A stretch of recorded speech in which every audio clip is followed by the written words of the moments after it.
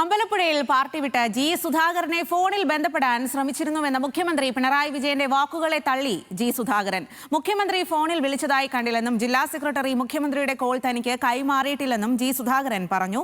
അതേസമയം കെ സുധാകരന്റെ ധാർമ്മികത ജി സുധാകരൻ കാണിച്ചില്ല എന്ന വിമർശനവുമായി മന്ത്രി സജി ചെറിയാനും രംഗത്തെത്തി. പരിപാടികളിലേക്ക് വിളിക്കരുതെന്ന് ചൂണ്ടിക്കാട്ടി സുധാകരൻ കത്ത് നൽകിയെന്ന് എച്ച് സലാമും പറഞ്ഞു. അദ്ദേഹത്തിന് എന്തെങ്കിലും തരത്തിലുള്ള വ്യതിയാനം വരുമെന്ന് ഞാൻ കണക്കാക്കിയിട്ടില്ല. പക്ഷേ വ്യതിയാനം വരുന്നു എന്ന് മനസ്സിലാക്കിയപ്പോൾ ഞാൻ അദ്ദേഹത്തെ ബന്ധപ്പെടാൻ ശ്രമിച്ചു. ഞാൻ 3 തവണ അദ്ദേഹത്തെ വിളിച്ചു. പാർട്ടി വിടുന്നതിന് മുൻപ് ജി സുധാകരനെ ബന്ധപ്പെടാൻ 3 തവണ താൻ ശ്രമിച്ചിരുന്നുവെന്നാണ് മുഖ്യമന്ത്രി പിണറായി വിജയൻ ന്യൂസ് മലയാളത്തോട് പറഞ്ഞത്. അതിനുള്ള സുധാകരന്റെ മറുപടി ഇങ്ങനെ: എന്റെ മൊബൈലിൽ റെക്കോർഡ് ചെയ്തിരിക്കുന്നത് CM ആണ്. ആ നമ്പറിൽ വിളിച്ചതായി എന്റെ ശ്രദ്ധയിൽപ്പെട്ടില്ല.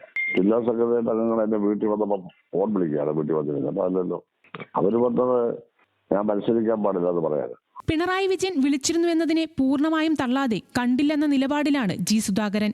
ജില്ലാ സെക്രട്ടറി വഴി ബന്ധപ്പെടാൻ ശ്രമിച്ചിട്ടില്ലെന്നും ജി സുധാകരൻ പറയുന്നു. അതേസമയം ജി സുധാകരനെ കടന്നാക്രമിക്കാൻ ഉറച്ചു തന്നെയാണ് ആലപ്പുഴയിലെ CPI നേതാക്കളെന്ന് വ്യക്തമാക്കി മന്ത്രി സജി ചെറിയാനും എച്ച് സലാമും രംഗത്തെത്തി.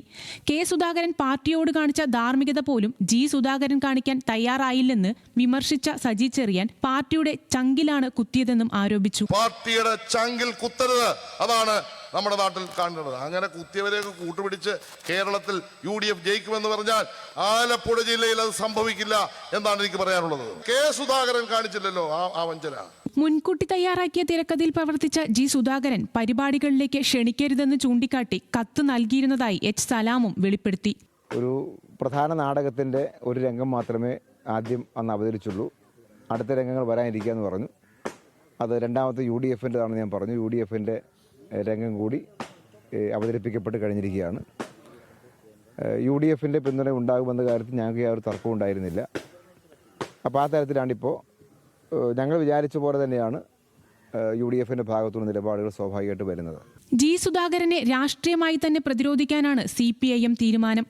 മത്സര രംഗത്തെ എതിർ സ്ഥാനാർത്ഥി എന്ന നിലയിൽ തന്നെ പ്രചാരണം തുടരാനാണ് LDFും ആലോചിക്കുന്നത്. News desk news Malayalam.